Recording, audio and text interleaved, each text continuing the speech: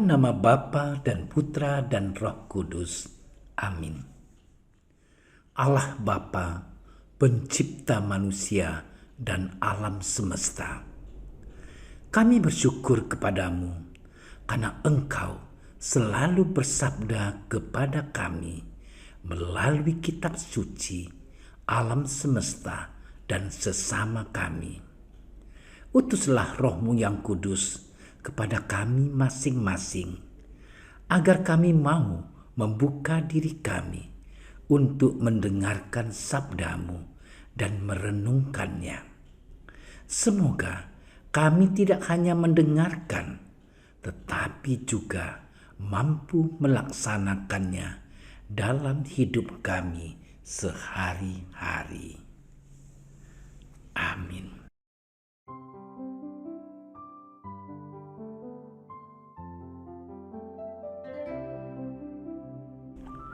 Pada suatu hari, Yesus bersama-sama murid-muridnya pergi ke desa-desa di sekitar Kaisarea Filipi.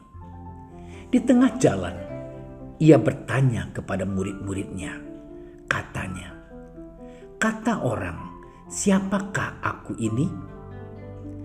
Jawab mereka, "Ada yang mengatakan Yohanes Pembaptis, ada juga yang mengatakan Elia, ada pula yang mengatakan seorang dari para nabi." Ia bertanya kepada mereka, "Tetapi apa katamu, siapakah aku ini?" Maka jawab Petrus, "Engkau adalah Mesias."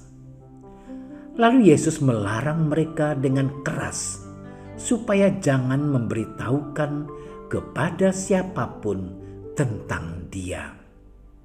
Kemudian mulailah Yesus mengajarkan kepada mereka bahwa Anak Manusia harus menanggung banyak penderitaan dan ditolak oleh tua-tua, imam-imam kepala, dan ahli-ahli Taurat, lalu dibunuh dan bangkit sesudah 3 hari. Hal ini dikatakannya dengan terus terang. Tetapi Petrus menarik Yesus ke samping dan menegur dia.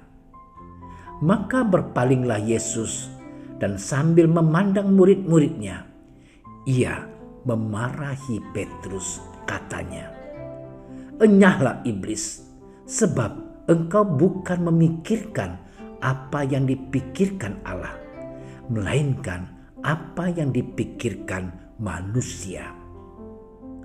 Lalu Yesus memanggil orang banyak dan murid-muridnya dan berkata kepada mereka, "Setiap orang yang mau mengikut aku, ia harus menyangkal dirinya, memikul salibnya, dan mengikut aku. Karena siapa yang mau menyelamatkan nyawanya, ia akan kehilangan nyawanya. Tetapi barang siapa kehilangan nyawanya karena aku dan karena Injil, ia akan menyelamatkannya." Demikianlah Injil Tuhan.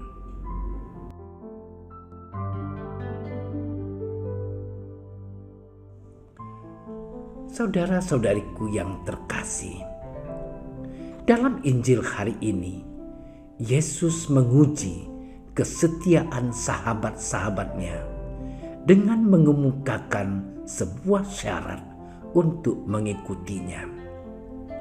Sebelum itu, para murid Yesus sudah menikmati sejumlah besar privilege, hak istimewa sebagai orang-orang yang paling dekat dengan Yesus.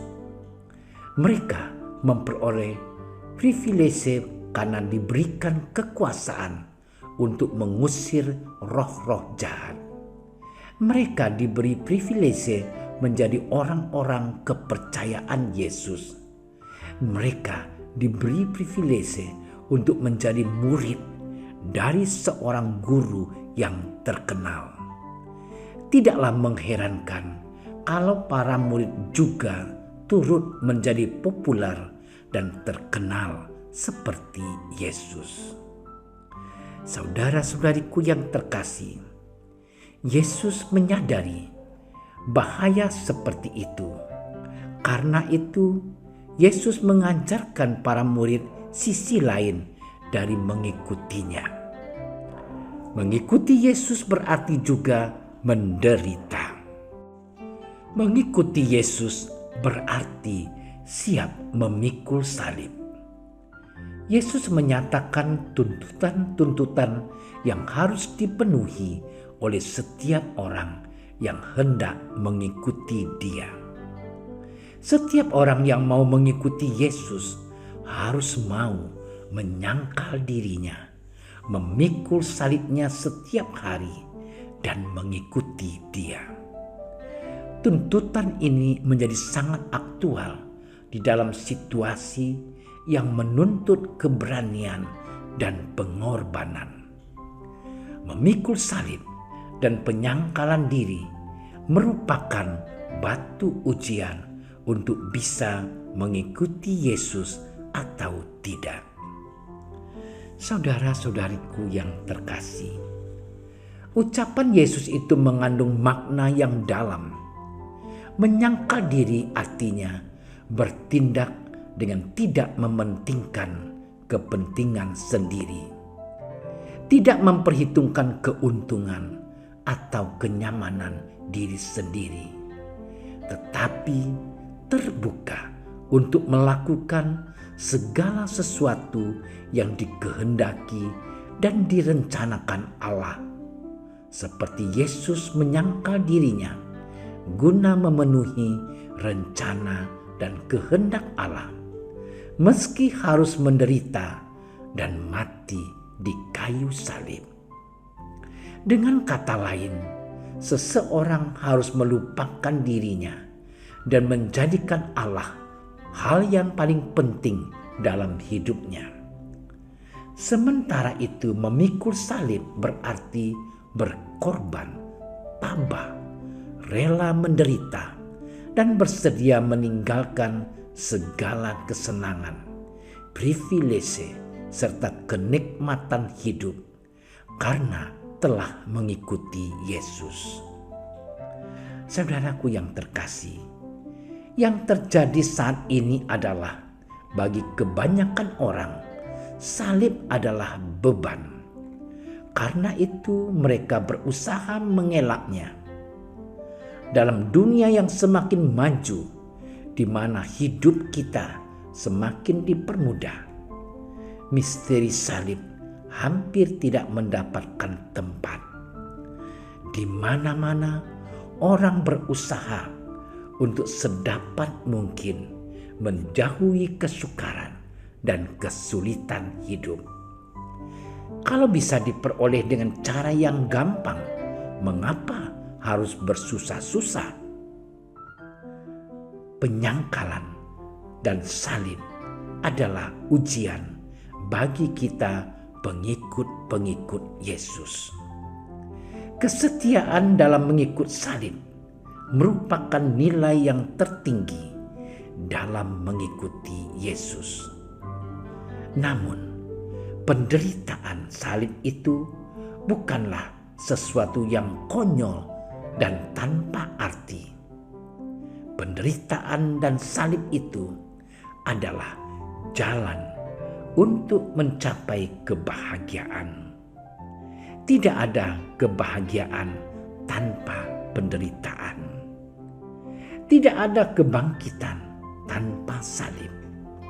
Salib adalah bagian yang tak terpisahkan dari kehidupan kita sebagai manusia.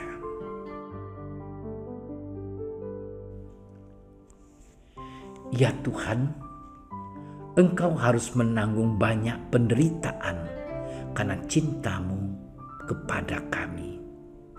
Kami mohon, semoga Engkau selalu menjadi sumber kekuatan pada saat kami mengalami penderitaan dan menjadi pendorong bagi kami untuk selalu simpati terhadap penderitaan sesama.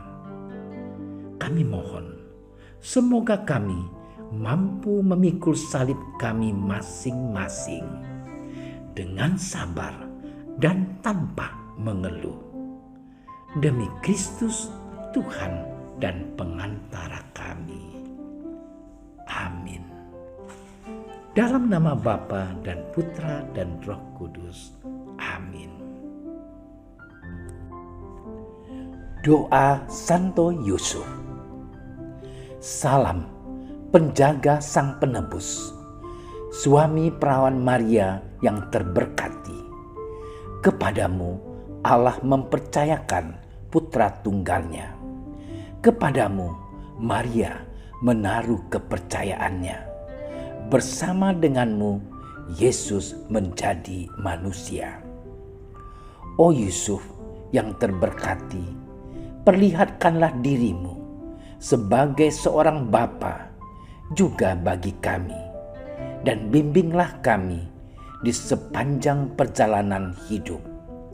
Perolehkanlah bagi kami rahmat, belas kasih, dan keberanian, dan lindungilah kami dari segala yang jahat. Amin. Bapa kami yang ada di surga, dimuliakanlah namamu, datanglah kerajaanmu, jadilah kehendakmu di atas bumi seperti di dalam surga. Berilah kami rezeki pada hari ini, dan ampunilah kesalahan kami, seperti kami pun mengampuni yang bersalah kepada kami. Dan janganlah masukkan kami ke dalam percobaan, tetapi bebaskanlah kami dari yang jahat. Amin. Salam Maria, penuh rahmat, Tuhan sertamu. Terpujilah engkau di antara wanita, dan terpujilah buah tubuhmu Yesus. Santa Maria, Bunda Allah, doakanlah kami yang berdosa ini, sekarang dan waktu kami mati. Amin. Kemuliaan kepada Bapa dan Putra dan Roh Kudus, seperti pada permulaan, sekarang, selalu, dan sepanjang segala masa. Amin.